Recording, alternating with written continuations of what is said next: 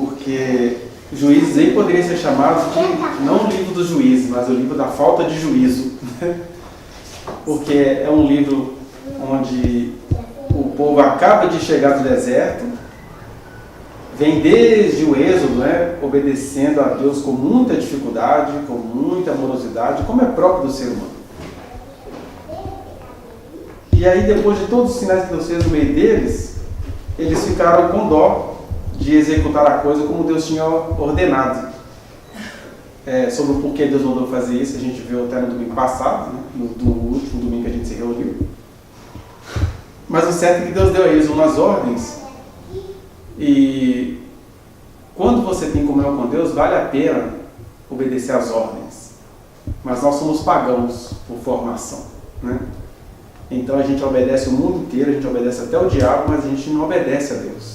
Quando é Deus que dá ordem, a gente questiona, a gente quer fazer um congresso científico sobre o porquê das ordens de Deus, a gente quer criar um tanto de teologia para dizer se isso foi Deus ou se foi o escritor que pensou que era assim. A gente é cheio de coisinhas quando é Deus que dá ordem. Porque quando é o diabo, ele nem dá ordem não, a gente vai, a gente se ordena. Submeta-se ao capiroto e ele não cuidará de vós, mas você se submete a ele assim mesmo, Submeta-se aos seus desejos, submeta-se à sua tradição, submeta-se à sua loucura. Você nem recebe ordens para isso, você já vai fazendo isso e vai nadando para o fundo de braçada. Você já está afundando, mas ainda vai de braçada, porque é muito bom. Até que Deus fala, porque quando Deus fala, aí o ser humano se posiciona como Deus, vai concorrer com Deus, para saber a validade da ordem. E aí, por isso que eu estou dizendo que o livro deveria se chamar Livro da Falta de Juízo, porque na verdade o que a gente chama de juízes aqui foram homens que Deus foi levantando entre a chegada de Canaã até que chegou o primeiro rei, que era o rei Saul. Esse período era chamado de juízes, 300 e poucos anos de duração.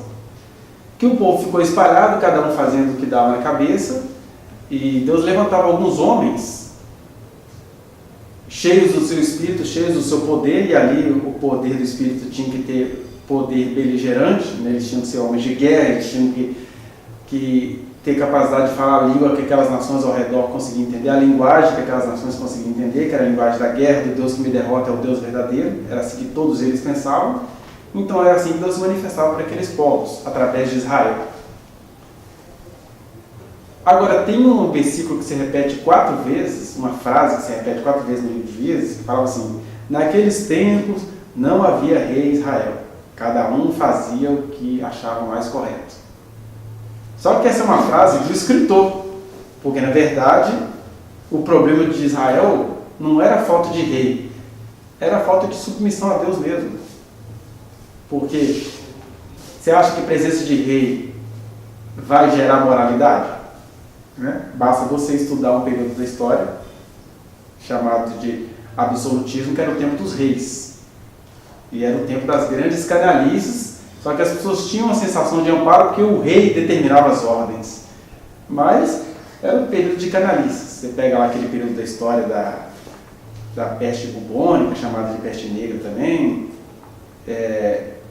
Você pega os grandes impérios, do Napoleão Bonaparte, por exemplo. Então você tinha uma sensação de ordenamento, mas na verdade você tinha muita exploração humana. Então Israel ficou devasso e devassado, não era por falta de rei, era por falta de ouvir e ter comunhão com Deus desde os tempos do Êxodo, quando Deus falou lá no monte. E isso é uma coisa que é meio que eterna, porque isso aconteceu com Israel, isso acontece conosco hoje ainda. Nós somos seres profundamente desobedientes, embora sendo transformados pelo Senhor.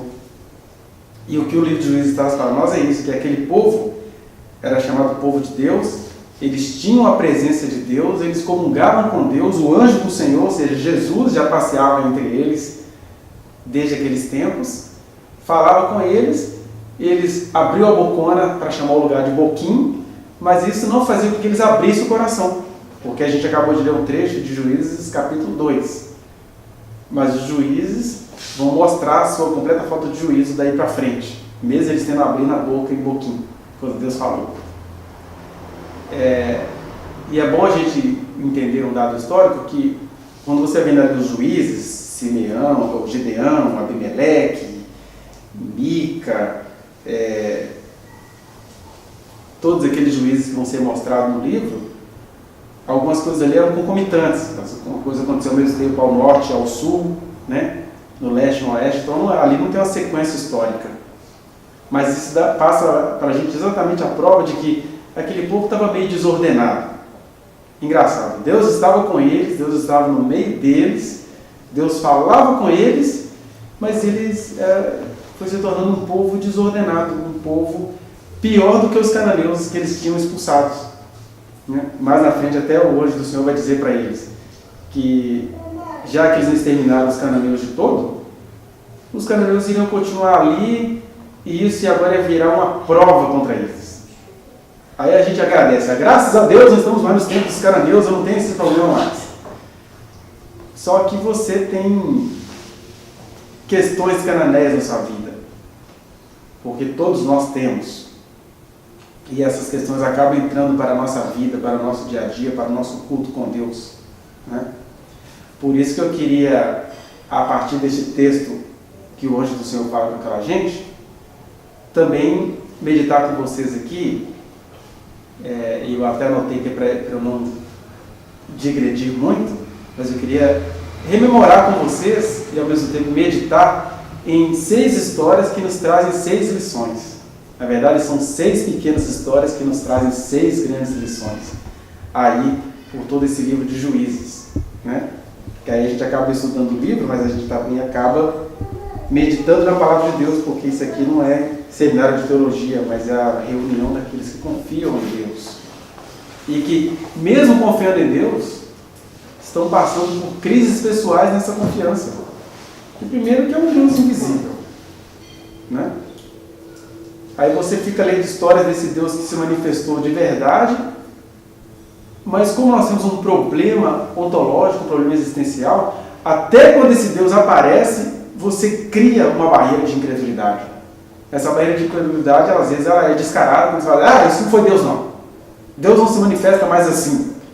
Ou pode ser aquela que você fala assim, foi Deus mesmo, mas eu vou empurrar com a barriga.